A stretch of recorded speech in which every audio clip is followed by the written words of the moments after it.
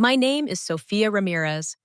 I'm 27, a first-generation Dominican American, and the oldest daughter of a woman who cleaned hotel rooms for 30 years. Everything I have, I earned. That's what I told myself when I stepped into the mirrored elevator of the Electra building in downtown Manhattan. My resume was sharp, my cover letter sharper. What I didn't expect was to walk into an interview that felt more like a confession.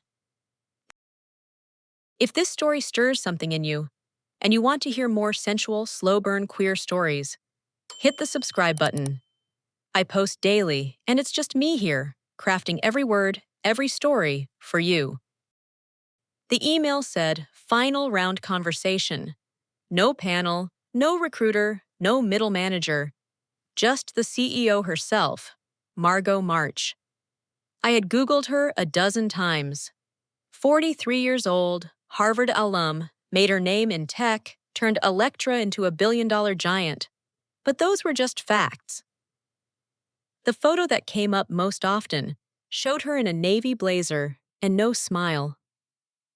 Sharp cheekbones, cool eyes, hair always pinned back like even her strands were under control. I remember stepping off the elevator and the silence hitting me like airless space. A woman in black slacks stood waiting. "Right this way." Margot's office was at the end of a long corridor, glass walls on both sides, like a museum made of light. The door was open, and there she was, Margot March. Not a photo, not a legend, just a woman. Standing near the window with one hand resting against the frame, like she was holding herself steady. Her dark hair was twisted into something elegant, not severe. The skyline stretched behind her like a painting. She turned to me slowly, then smiled, just slightly. And that was the moment everything shifted. "Sofia Ramirez." She said my name like she already knew me. "Yes," I replied, trying to keep my voice steady. "Thank you for having me." She gestured to the chair across from her desk. "Come sit." There was no small talk, no mention of qualifications or numbers. She asked me what drives me, what scares me, who I trust. "I know this isn't a standard interview," she said at one point, "but I'm not looking for someone standard." Her voice was calm, low, almost too smooth.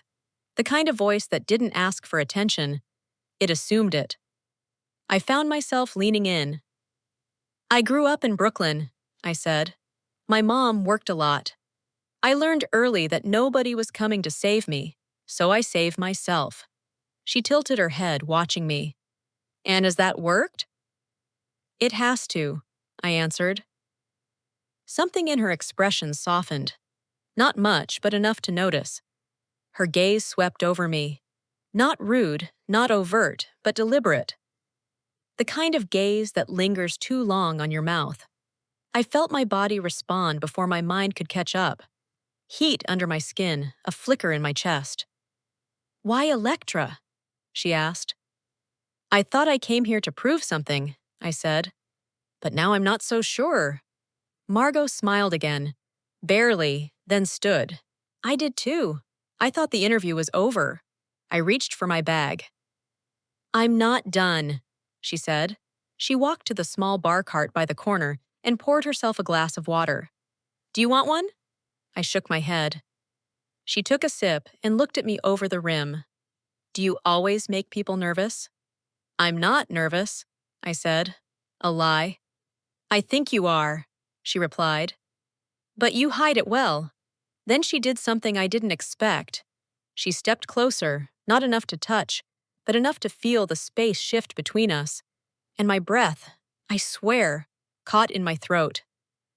"I'm offering you the job," she said. My heart jumped. "You haven't seen my portfolio." "I don't need to." Her eyes were darker now. "I already know I want you." The silence that followed was not professional. It was personal. She didn't touch me, not yet.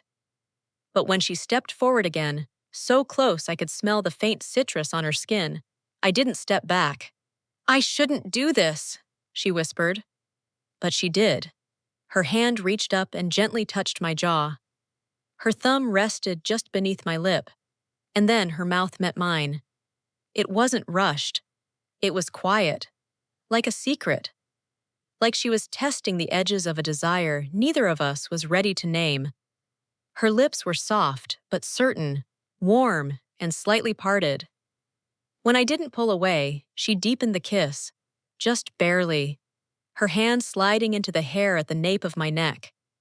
I kissed her back, not because I'd planned to, but because every part of me said yes. When we pulled apart, I was breathless. "I don't know what this is," I whispered. She looked at me like she was searching for something in my face. "Neither do I." Then she stepped back and sat down again, her fingers pressed together like she hadn't just kissed me at all. "You start Monday," she said. I nodded, my heart still pounding. "Okay." I didn't ask what would happen next. I didn't trust myself to speak. As I left her office, I touched my lips and tasted her there. Calm, dangerous, impossible. And for the first time in years, I didn't feel like I was walking toward a job. I felt like I was walking toward something that could ruin me or set me free. By Monday morning, I had convinced myself it was a fluke, the kiss, the offer, the look in Margot March's eyes when she told me she wanted me. Not just professionally. I told myself I had imagined it, that I'd read too much into the way her hand lingered on mine, or how her voice had dropped when she said my name. But when the elevator doors slid open on the top floor and I stepped onto the carpeted hallway that smelled faintly of cedar and polish, none of my rationalizations held. Because she was there, standing at the end of the corridor with two men in tailored suits, mid-conversation. Her eyes flicked up when she saw me. Just a glance, just a heartbeat, but something passed between us. Recognition, memory, want. She looked back at the men and nodded at something they said, then excused herself with effortless grace. "Sofia," she said, like tasting the syllables again, like they were familiar now. "Good morning," I replied, keeping my tone level even though I felt the flush creeping up my throat. "Your desk is just outside my office," she said, gesturing. "You'll have access to everything, files, schedules, people." "And you?" I asked before I could stop myself. The corner of her mouth twitched. "Yes," she said quietly. "Me too." She didn't touch me. She didn't lower her voice or do anything anyone else would notice. But I felt it. The weight of her attention, heavy, magnetic. My workstation was minimal. Sleek monitor, ergonomic chair, glass walls that made everything visible, and yet somehow isolating. People passed by offering tight smiles and polite greetings. I caught a few curious glances. It wasn't hard to guess what they were thinking. New girl, no prior corporate experience. Why is she sitting here? I focused on learning fast. Names, acronyms, project codes. I read everything twice, kept my questions smart, and my expressions neutral. But every time Margot spoke, across the room, through the glass, over her shoulder, I felt it in my chest. That night I barely slept. The next day was worse. I walked into her office with a status report, and she looked up at me with that same unreadable gaze. Her blouse was white, her lipstick a deep plum. "Sofia," she said, taking the papers without looking at them. "Do you feel out of place?" "No," I lied. She stood and walked to the window, arms crossed. "You're doing well, but you're overcompensating." I blinked. "Excuse me?" "You're trying too hard to seem like you belong here," she said, turning to face me. "But you do. I chose you." The words settled like thunder behind my ribs. She walked back to her desk slowly. "You think I regret what happened?" I didn't answer. Margot took a step closer. "I don't." Another step. "I think about it more than I should." I should have stopped her, said something professional, drawn a line. But I didn't. I couldn't. I was frozen, not in fear, but in anticipation. Her fingers grazed my wrist as she passed me the folder. "We're not children," she said, "and we're not careless, but pretending there's nothing between us would be the real risk." The next few days passed in a blur. Meetings, reports, the kind of corporate pace that leaves little room for emotion. But between us, it simmered. I caught her watching me in glass reflections. She stood closer than necessary when we worked through notes. And when our hands brushed, I felt it all the way down to my knees. Thursday night, most of the office had cleared out. The lights were dimmed, the air quieter, almost reverent. I was still working at my desk when I heard the soft click of her door opening. "Sofia," she said, "do you have a moment?" Her tone was neutral, but I felt the charge behind it. I stepped into her office, closing the door behind me. Margot stood near the bookshelf, one heel tucked out of her shoe. Her hair was slightly loosened, like she'd pulled the pins out without realizing. "I've been trying not to do this," she said, her back still to me. "Trying not to do what?" She turned slowly. Her eyes were darker than I'd ever seen them. Not angry, just full. "This," she said, and crossed the room to me. Her hands reached up, brushing the sides of my face, as if she needed to know it was okay before she moved forward. I didn't stop her. I tilted my chin up slightly. Permission. Her lips touched mine like a question. Soft, slow, searching. I answered without words. I kissed her back, deeply, achingly, like I had memorized the thought of her, and was finally allowed to touch the real thing. She pulled me closer by the waist, and my hands found the smooth line of her back. The kiss deepened, mouths parting, breaths catching, and the world outside disappeared. There was no job, no titles, no power, just us. When we broke apart, I was dizzy. She didn't speak for a long time. Then she whispered, "This isn't temporary for me." I nodded, heart pounding. "I know." Her forehead rested against mine. "Do you regret it?" I smiled. "I'd regret not doing it." The following week passed in glances. Quiet ones, careful ones. A second too long when she handed me a folder. A brush of her hand as she leaned close to explain a detail she already knew I understood. We never mentioned the kiss. Not the first one, not the second. But it hung in the air, between sentences, under breath, behind the locked door of every office we didn't dare walk into together. I told myself I could handle it, that I could be professional, that I could pretend I wasn't burning every time I heard her voice. But the pretending wore thin, especially the night of the quarterly gala.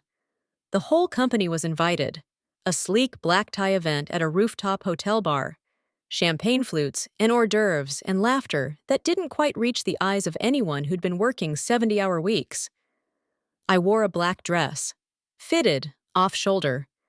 I didn't plan it for her, but I thought about her when I zipped it up. When I arrived, people smiled and complimented me. I sipped a drink, answered questions, nodded through surface-level conversations, but my eyes kept scanning the crowd. And then I saw her, Margot, in a dark green gown that hugged her like it had been sewn onto her body. Her hair was swept back, one loose strand curling against her temple. She looked devastating and exhausted. She spotted me from across the room. Her lips parted slightly, like she wanted to say something but thought better of it. I turned away first, because I couldn't stand the way I wanted her, because I didn't trust myself not to cross a line. I stepped out onto the rooftop patio. The city was loud below, 1,000 lights and lives happening all at once. And then, moments later, I felt her presence behind me. "You look beautiful," she said. I closed my eyes. "Margot." "I know," she said softly. "I know we shouldn't be out here. Alone." I turned around slowly, She was standing close. Too close. "You've been avoiding me," she said. "I've been protecting myself." Her voice dropped. "From me?" "No," I said. "From what I feel around you." Margot stepped closer, her voice barely above a whisper. "What do you feel?" I swallowed hard. "Like if you touched me again, I wouldn't stop it." She didn't touch me. Not yet. She just looked at me. The real me. Not the woman in heels and titles, but the one who still remembered the sound of her mother's footsteps coming home from night shifts. The one who had fought for everything. And she said, "I don't want to be careful anymore." Neither did I. Her hand reached up and slid gently along my jaw. She leaned in slowly, her breath warm against my cheek. When her lips touched mine this time, there was no hesitation. This kiss was different. It wasn't rushed or cautious. It was soft, deep, full of breath and want and quiet surrender. Her hands cradled my face as if she needed to hold something steady. I pressed into her, kissed her slowly, thoroughly, until every part of me dissolved into the heat of her mouth. We stayed like that, hidden behind tall potted palms, beneath the buzz of rooftop lights, kissing like it was the only honest thing either of us had done all week. When we finally pulled apart, our foreheads touched. "I should let you go," she whispered. "But you won't," I said. "No," she said. "I won't." We stayed there in silence for another minute. Then she sighed and stepped back. "I'll handle the board," she said. "If this becomes something." I raised an eyebrow. "If?" She gave me the smallest smile. "When?" It didn't happen fast. We kept things private, careful, respectful. She never gave me special treatment. In fact, she was harder on me than anyone. But I loved that about her. She respected my mind, trusted my decisions. And at night, when it was just us, there were no desks, no titles, no lines left to cross. Just hands and eyes. And the way her voice softened when she whispered my name in the dark. One night, months later, we lay tangled in her sheets, breathing in sync. She turned to me, her hand resting on my hip. "I've never had something like this," she said. I brushed my fingers along her collarbone. "You deserve it." "So do you," she said, and kissed me like it was a promise. And for once, I believed it. Because I didn't get the job for my resume. I got it because she saw something in me that neither of us could ignore. And what began with a kiss in a glass office became something neither of us expected. A risk that turned into a choice that felt a lot like love.